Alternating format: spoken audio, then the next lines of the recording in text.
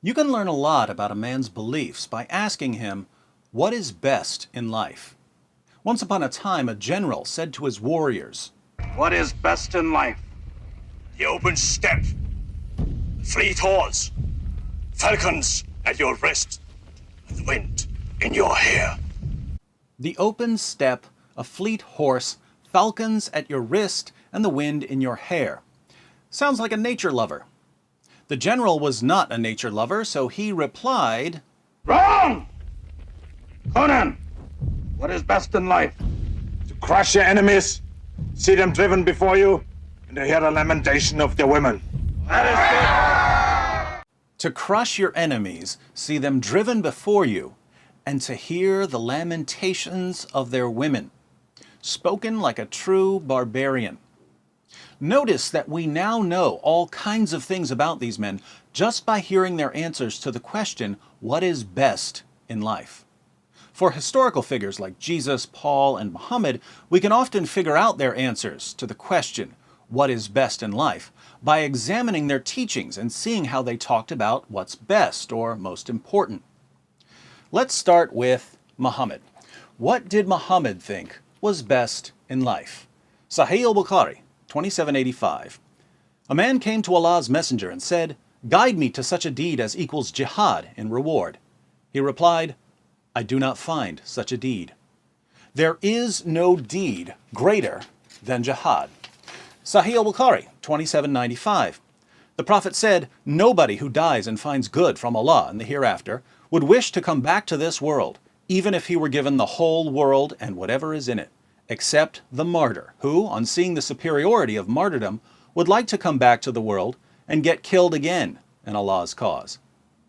Once you get to paradise, there's nothing in the world that you'd want to come back for, except getting killed for Allah while waging jihad.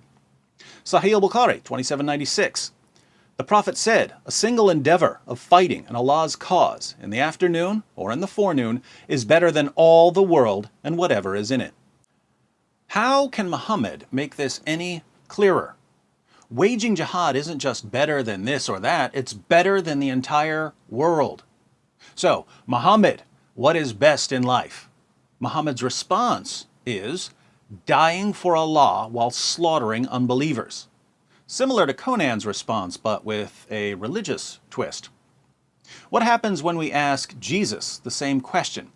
Well, Jesus was never asked what is best in life, but he was asked a similar question. In Mark 12, one of the scribes asks Jesus, "What is the greatest commandment?" There are commandments about every aspect of life, but what's the best commandment? Jesus answers, "The foremost is, Hear, O Israel, the Lord our God is one Lord, and you shall love the Lord your God with all your heart, and with all your soul, and with all your mind, and with all your strength. The second is this, you shall love your neighbor as yourself. There is no other commandment greater than these." The greatest commandments, according to Jesus, are to love God and to love your neighbor. So, Jesus, what is best in life? Jesus' response is loving God and loving others. What about the Apostle Paul? We have Paul's answer to the question, what is best in life, in 1 Corinthians 13. The chapter is short, so I'll read it to you. Paul writes, "If I speak in the tongues of men and of angels, but have not love, I am only a resounding gong or a clanging cymbal. If I have the gift of prophecy, and can fathom all mysteries and all knowledge, and if I have a faith that can move mountains, but have not love, I am nothing.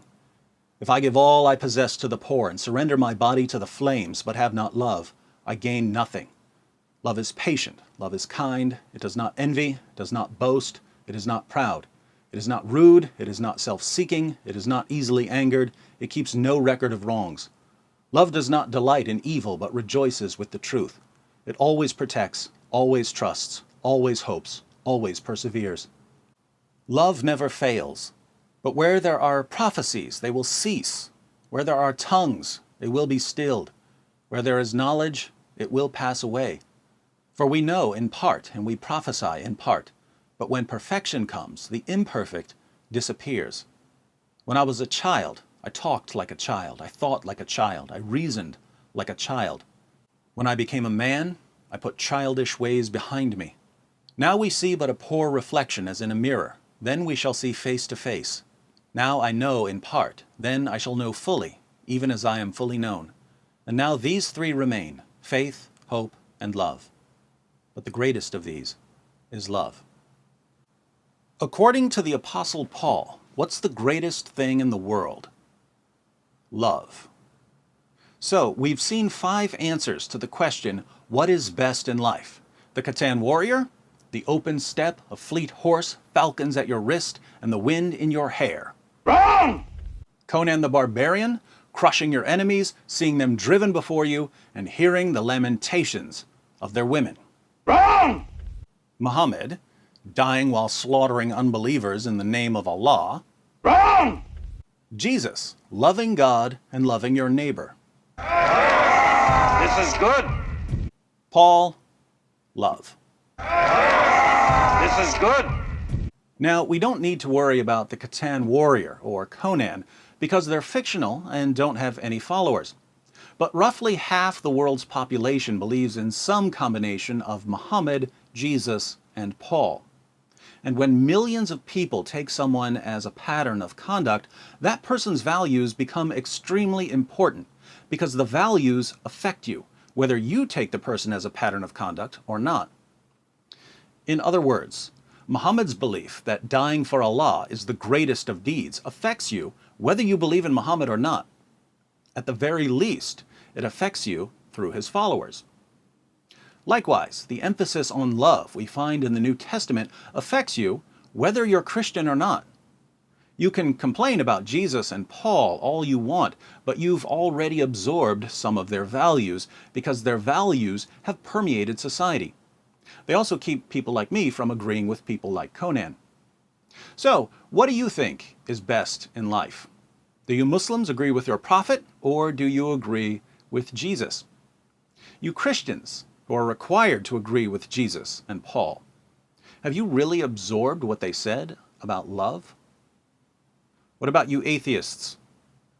Do you agree with any of the answers we've considered? Even more important, can you defend your answer without appealing to your feelings? Let me know in the comments section.